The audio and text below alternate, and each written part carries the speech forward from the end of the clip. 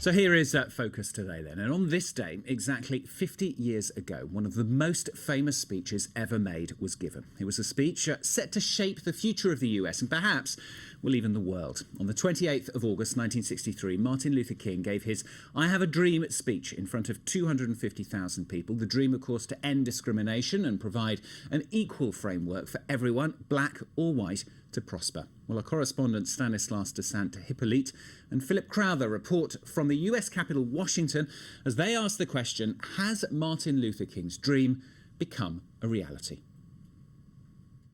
The life of the Negro is still sadly crippled by the manacles of segregation.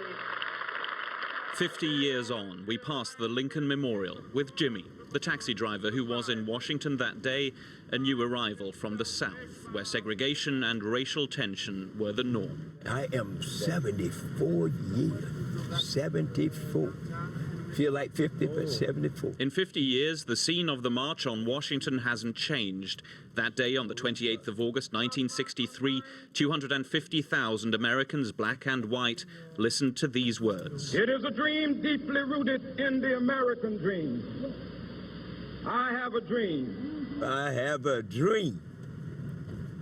That's right. I have a dream that even in the South, it might say the heart of Alabama. One day right there in Alabama, A little black boy and a little white boy will be able to get together, and join hands. little black boys and black girls will be able to join hands with little white boys and white girls. I remember that dream, saying, free at last, free at last.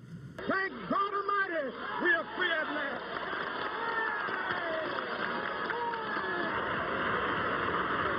Thank God Almighty, free at last. I remember the dream, said I have a dream. And yes, indeed, in 50 years, things have changed.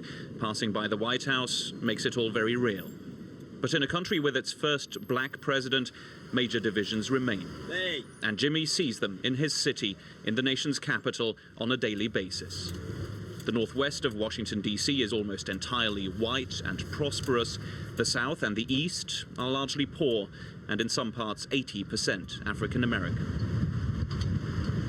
This is the southeast, the sometimes notorious area of Anacostia, the other side of the Potomac River. Southeast neighborhood, yeah. I don't want to come over here. I don't want to live here, though, really.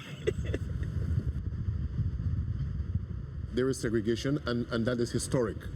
It is not easy for the majority culture or the majority race to allow the minority culture in because of fear. Reverend Lennox Abrigo is one of the leaders of the National Action Network, the civil rights organization that fights for equal opportunities for blacks in America.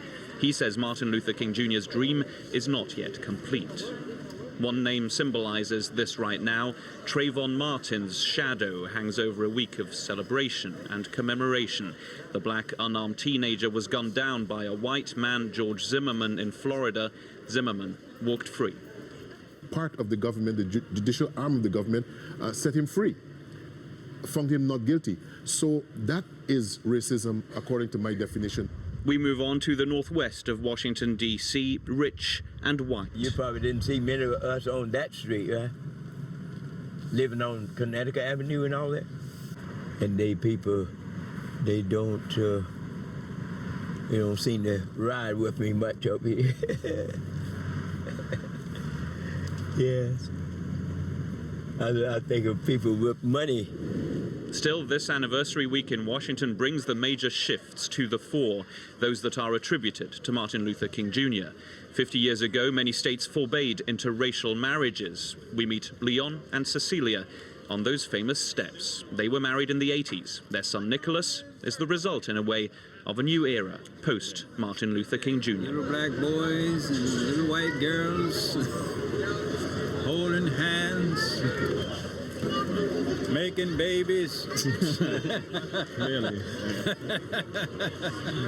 It's very easy for me to mingle with both races. I'll go from black and then to white, and then I'll bridge the two. So I'm very proud of my parents. I'm glad they did what they did, and I'm a product of these two. So all I can do is be happy. Here we are today. I mean, you look around you, and then people, all races, creed. I mean, there's way more tolerance today, and I do somewhat attribute it to what he started, his movement. It's probably the most important change that I've seen in my lifetime for the United States of America.